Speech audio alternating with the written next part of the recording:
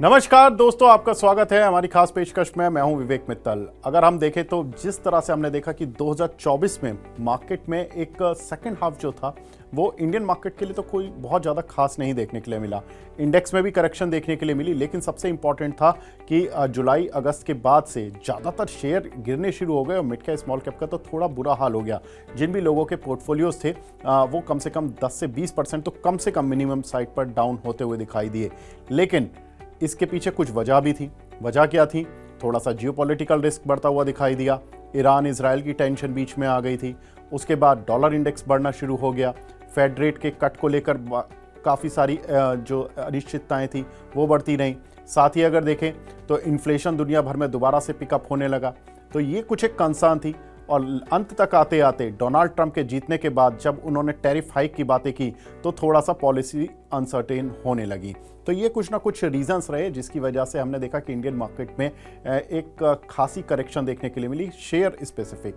लेकिन अब सवाल यही है कि 2025 का साल कैसा देखने के लिए मिलेगा, क्योंकि 2025 पर सबकी निगाहें टिकी हुई हैं कि क्या रहेगा 2025 में। क्या उनका पोर्टफोलियो रिकवर होगा या अभी भी परेशानी देखने के लिए मिलेगी। तो 3 विदेशी ब्रोकरेज हाउसेस की रिपोर्ट हमने देखी और उसमें हमने देखा कि सबसे पहले जेपी मॉर्गन की रिपोर्ट, जिसमें उनका कहना है कि इमर्जिंग मार्केट में स्मॉल गेन्स ही देखने के लिए मिलेंगे 2025 में।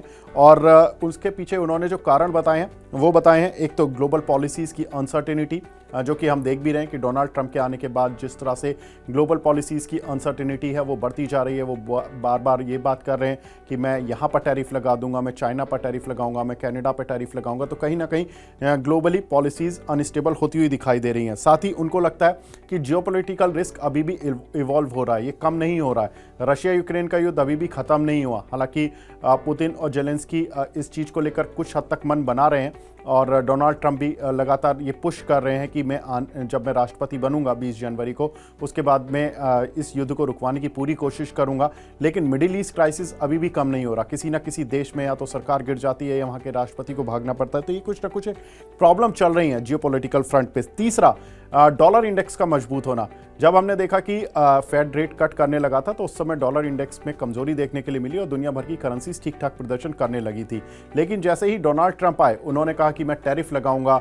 तो टैरिफ लगाने से सबसे ज़्यादा प्रॉब्लम तो उनके खुद के देश में होने वाली है, क्योंकि ये माना जाता है कि जो भी वो टैरिफ लगाएंगे उससे इन्फ्लेशन उन्हीं के देश में सबसे ज़्यादा बढ़ेगी। इन्फ्लेशन बढ़ेगी तो अमेरिका रेट कट नहीं कर पाएगा और अमेरिका रेट कट नहीं कर पाएगा तो उनका डॉलर जो होगा वो दुनिया भर की करेंसी के मुकाबले मजबूत होगा और दुनिया भर की करेंसी वीक हो जाएंगी। तो ये एक सबसे बड़ी कंसर्न है जो कि 2025 में हम लेकर जा रहे हैं। और इसी के चलते जो इमर्जिंग मार्केट है उस पर तो जेपी मॉर्गन बहुत ज़्यादा बुलिश नहीं है। लेकिन एक अच्छी बात जो इंडियन मार्केट के लिए है उसमें यह है कि जेपी मॉर्गन कहते हैं कि इंडिया पर वो ओवरवेट है। और साथ ही उनका ये भी मानना है कि थीम बेस्ड खरीदारी करनी चाहिए, इंडेक्स को नहीं देखना चाहिए, थीम या सेक्टोरल स्पेसिफिक आपको बाइंग करनी चाहिए।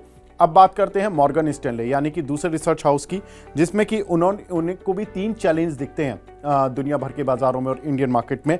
और सबसे बड़ा चैलेंज है दुनिया भर के बाज़ारों के लिए, वो कहते हैं कि ऑनगोइंग डेट पोजीशन जो है दुनिया भर के देशों में बढ़ती ही जा रही है। ये अगर हम देखें तो कुछ साल पहले की आपको बात याद हो, बहुत सारे देश कोलैप्स करने लगे थे। लाइक श्रीलंका में डेट क्राइसिस आ गया था, पाकिस्तान में भी आ गया था, फिर वो IMF की मदद मांगने गए। तो ये जो डेट क्राइसिस है ये बढ़ता जा रहा है। अब ये जो क्राइसिस है ये कुछ बड़े देशों में भी बढ़ रहा है, जिसकी वजह से हम देख रहे हैं कि दुनिया भर में अनस्टेबिलिटी होती जा रही है। साथ ही अगर देखें तो मॉर्गन स्टैनले का मानना है कि चाइना में डिफ्लेशन की प्रॉब्लम आ रही है, जिसकी वजह से हो सकता है कि वहां पर रेट कट्स हों और अलग जो पॉलिसीज होंगी उसका इंपैक्ट दुनिया भर के बाजारों पर देखने के लिए मिलेगा। साथ ही टैरिफ हाइक का उन्होंने भी ये हाईलाइट किया कि टैरिफ हाइक जो होगा डोनाल्ड ट्रंप की तरफ से, ये दुनिया भर की जो मैक्रो इकोनॉमिक्स डायनामिक्स हैं उनको चेंज करता हुआ दिखाई देगा।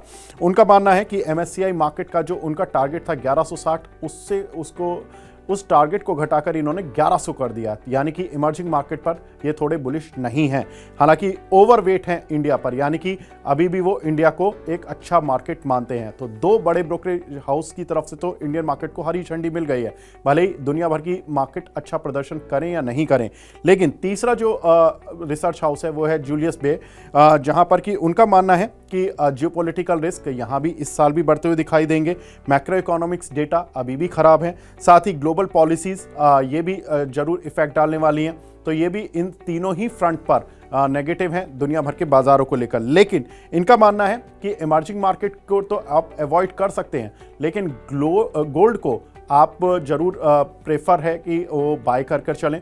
तो ये गोल्ड पर बुलिश है, इमर्जिंग मार्केट्स पर नहीं। तो कुल मिलाकर कह सकते हैं कि जो तीनों ही रिसर्च हाउसेज हैं वो कहीं ना कहीं इंडिया पर बियरिश कोई भी नहीं है, लेकिन ग्लोबल अनसर्टेनिटीज आपको 2025 में भी देखने के लिए मिलेंगी।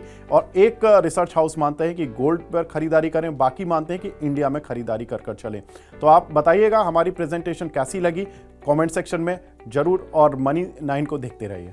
धन्यवाद।